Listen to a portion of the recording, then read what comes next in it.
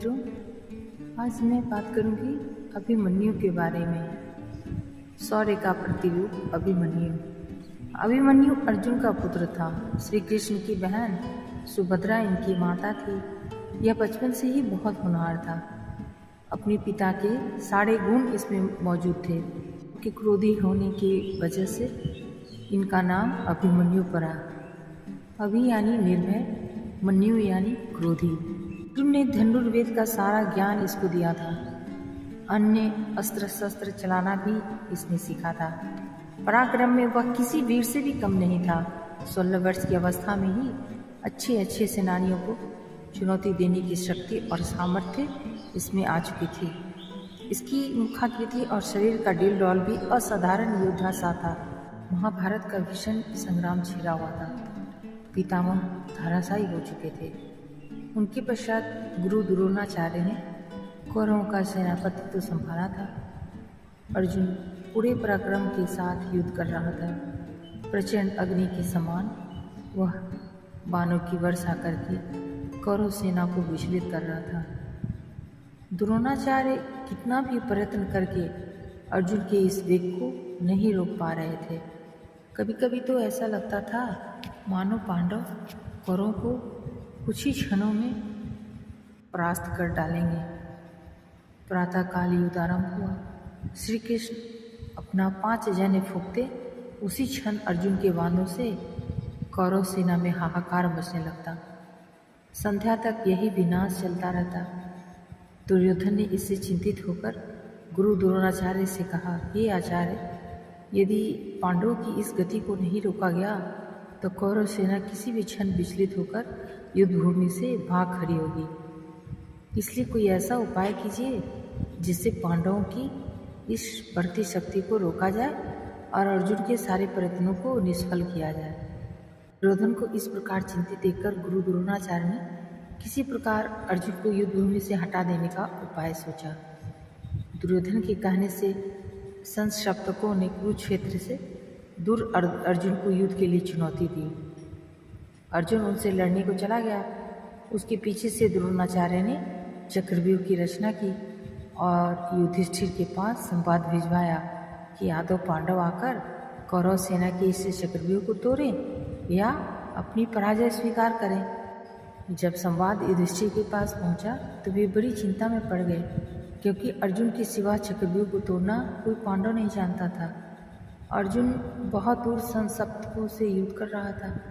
चक्रव्यूह तोड़ने में अपने आप को असमर्थ देख पांडवों के शिविर में त्राही त्राही मच उठी। युधिष्ठिर, भीम, धृष्टद्युम्न आदि कितने ही पराक्रमी योद्धा थे जो बड़े से बड़े पराक्रमी कौरव सेनानी को चुनौती दे सकते थे, लेकिन चक्रव्यूह तोड़ने का कौशल किसी को भी नहीं आता था। वह ऐसा व्यूह था जिसमें पहले तो घुसना और उसको तोड़ना ही मुश्किल था, और फिर सफलतापूर्वक उसमें से बाहर निकलना तो और भी मुश्किल कार्य था। कौरव सेना के सभी प्रमुख महारथी उस चक्रव्यूह के द्वारों की रक्षा कर रहे थे। जब सभी किंकर्तव्य विमूढ़ के सभा में बैठे हुए थे और अर्जुन के बिना सिवाय इसके कि वे अपनी पराजय स्वीकार कर लें, कोई दूसरा उपाय उनको नहीं सूझ रहा था, अभिमन्यु वहाँ आया और सभी को गहन चिंता में डूबा हुआ पाकर युधिष्ठिर से पूछने लगा कि चिंता का क्या कारण है। युधिष्ठिर ने सारी बात बता दी। उसे सुनकर वह वीर बालक अपूर्व साहस के साथ बोला, आर्य, आप इसके लिए चिंता न करें। दुष्ट कौरवों का यह षड्यंत्र किसी प्रकार भी सफल नहीं हो सकेगा। कि अर्जुन नहीं है तो उनका वीर पुत्र अभिमन्यु तो यहाँ है। आप दुर्योधन की चुनौती स्वीकार कर लीजिए, मैं चक्रव्यूह तोड़ने के लिए जाऊंगा। अभिमन्यु की बात सुनकर सभी को आश्चर्य होने लगा। एक साथ सबकी नीचे झुकी हुई गर्दनें ऊपर उठ गईं। फिर भी युधिष्ठिर ने इसे अभिमन्यु की नादानी ही समझा। उन्होंने पूछा, बेटा, तुम्हारे पिता अर्जुन के सिवा इनमें से कोई भी चक्रव्यूह भेदना नहीं जानता, फिर तुम कैसे इसका भेदन कर सकते हो? हाय, आज अर्जुन होता तो यह अपमान न सहना पड़ता। संध्या काल तक ही वह गांडीव व धनवा नहीं आ सकेगा, और पांडवों की यह सेना जिसको लेकर वह प्रचंड वीर अभी तक युद्ध करता रहा है, अपने अस्त्र डालकर कौरवों से पराजय स्वीकार कर लेगी। हाय क्रूर विधाता, यह कहकर युधिष्ठिर अधीर हो उठे। उसी क्षण अभिमन्यु ने सिंह की तरह गरज कर कहा, आर्य, आप मुझे बालक न समझें। मेरे रहते कौन पांडवों का गौरव कभी नहीं मिट सकता। मैं चक्रव्यूह को भेद न जानता हूँ। पिता ने मुझे चक्रव्यूह के भीतर घुसने की क्रिया तो बतला दी थी, लेकिन उससे बाहर निकलना नहीं बतलाया था। आप किसी प्रकार चिंता न करें, मैं अपने पराक्रम पर विश्वास करके चक्रव्यूह को तोड़ूंगा और उससे बाहर भी निकल आऊँगा। चुनौती स्वीकार कर लीजिए और युद्ध के लिए मुझे आज्ञा देकर शंख बजा दीजिए। जिस दुर्योधन को संदेश भिजवा दीजिए, उस दुर्योधन को संदेश भिजवा दीजिए कि वीर धनंजय का पुत्र अभिमन्यु उनकी सारी चाल को निष्फल करने के लिए आ रहा है। कितनी ही बार अभिमन्यु ने इसके लिए झूठ हट किया, जीत की परिस्थिति भी कुछ ऐसी थी। युधिष्ठिर ने उसको आज्ञा दे दी। अभिमन्यु अपना धनुष लेकर युद्धभूमि की ओर चल दिया। उसकी रक्षा के लिए भीमसेन, धृष्टद्युम्न और सात्विक चले। चक्रव्यूह के पास पहुंचकर अभिमन्यु ने बाणों की वर्षा करना आरंभ कर दिया और शीघ्र ही अपने पराक्रम से उसने पहले द्वार को तोड़ दिया और वह तीर किसी भांति गति से व्यूह के अंदर घुस गया। लेकिन भीमसेन, सात्विक और धृष्टद्युम्न उसके पीछे व्यूह में नहीं घुस पाए। उन्होंने कितना ही पराक्रम दिखाया, लेकिन जयद्रथ ने उनको रोक लिया और वहीं से अभिमन्यु अकेला पड़ गया। अर्जुन का वह वीर पुत्र अद्भुत योद्धा था। व्यूह के द्वार पर उसे अनेक योद्धाओं से भीषण युद्ध करना पड़ा था, लेकिन उसका पराक्रम प्रचंड अग्नि के समान था। जो कोई उसके सामने आता या तो धराशायी हो जाता या विचलित होकर भाग जाता था। इस तरह व्यूह के प्रत्येक द्वार को वह तोड़ता चला जा रहा था। कौरवों के महारथियों ने उस वीर बालक को दबाने का कितना ही प्रयत्न किया, लेकिन वे किसी प्रकार भी उसे अपने वश में नहीं कर पाए।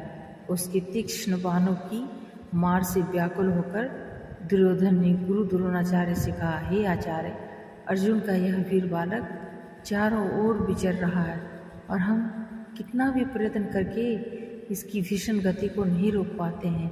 एक के बाद एक सभी द्वारों को इसने तोड़ दिया है। यह तो अर्जुन के समान ही युद्ध कुशल और पराक्रमी निकला, तो पांडवों को किसी प्रकार पराजित नहीं किया जा सकता। इसी प्रकार कर्ण ने भी घबराकर द्रोणाचार्य से कहा, हे गुरुदेव, इस पराक्रमी बालक की गति देखकर तो मुझको आश्चर्य हो रहा है। इसके तीक्ष्ण बाण मेरे हृदय को व्याकुल कर रहे हैं। यह ठीक अपने पिता अर्जुन के समान ही है।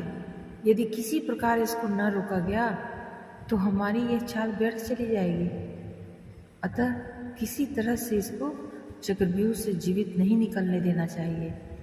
द्रोणाचार्य अभिमन्यु की वीरता देखकर कुछ क्षणों के लिए चिंता में डूबे रहे।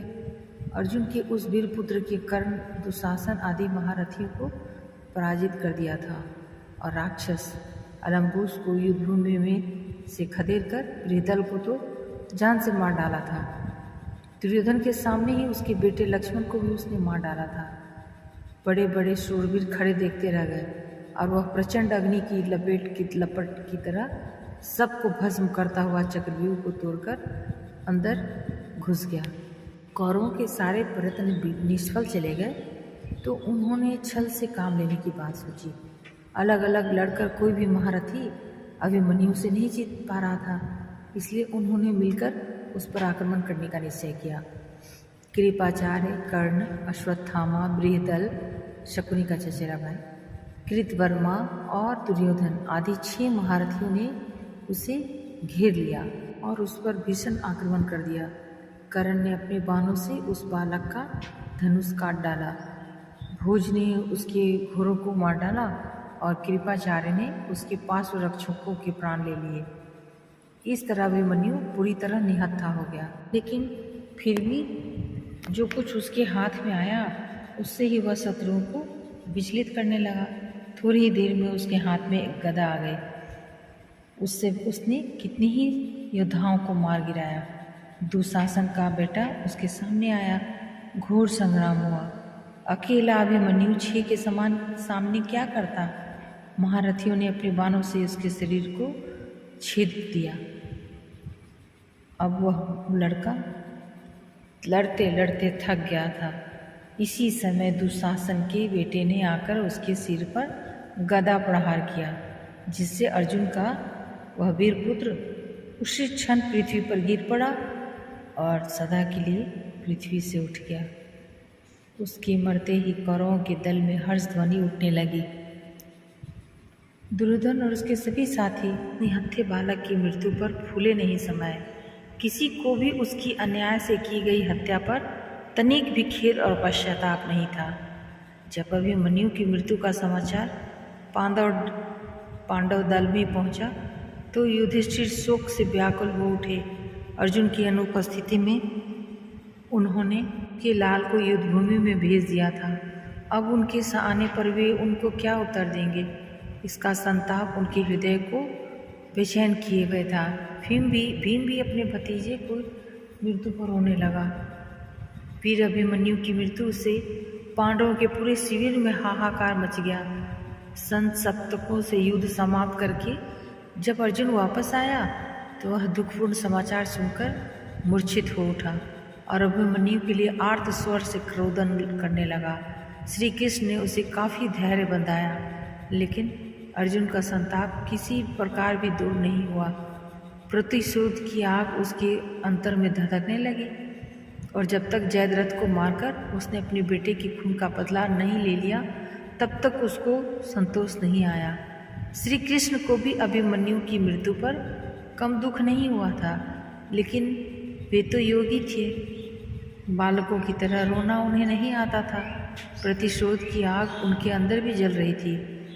उन्हें स्पष्ट कहा था कि अपने भांजे अभिमन्यु की मृत्यु का बदला लिए बिना वह नहीं मानेंगे। अभिमन्यु की स्त्री का नाम उत्तरा था। वह मत्स्य नरेश विराट की पुत्री थी। अज्ञातवास के समय अर्जुन विराट के यहाँ उत्तरा को नाचने गाने की शिक्षा देते थे। बाद में विराट को सारा हाल मालूम हो गया था, इसलिए लोकोपवाद के डर से वे अपनी पुत्री का विवाह अर्जुन के सिवा किसी अन्य पुरुष के साथ नहीं करना चाहते थे। अर्जुन के स्वीकार न करने पर विराट ने उत्तरा का विवाह उसी के पुत्र अभिमन्यु के साथ कर दिया। इन दोनों का विवाह बाल्यावस्था में ही हो गया था। उस युग में बाल विवाह की प्रथा तो इतनी परिचित नहीं थी, लेकिन विवाह के पीछे राजनीतिक कारण निहित था। पांडवों को इसके पश्चात मत्स्य नरेश से हर प्रकार की सहायता मिल सकती थी। अपने पति की मृत्यु पर उत्तरा शोक से पागल हो उठी थी। श्री कृष्ण ने उसे कितना ही समझाया था, लेकिन फिर भी कितने ही दिनों तक उसका रुदन एक क्षण को भी नहीं रुका था। वह उस समय गर्भवती थी।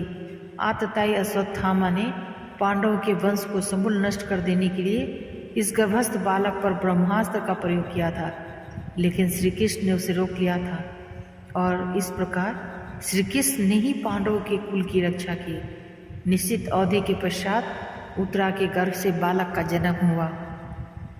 चूँकि सभी कुछ क्षय हो जाने के बाद इस बालक का जन्म हुआ था, इसीलिए इसका नाम परीक्षित रखा गया। यही पांडवों की वंश परंपरा को आगे बढ़ाने वाला राजा परीक्षित हुए।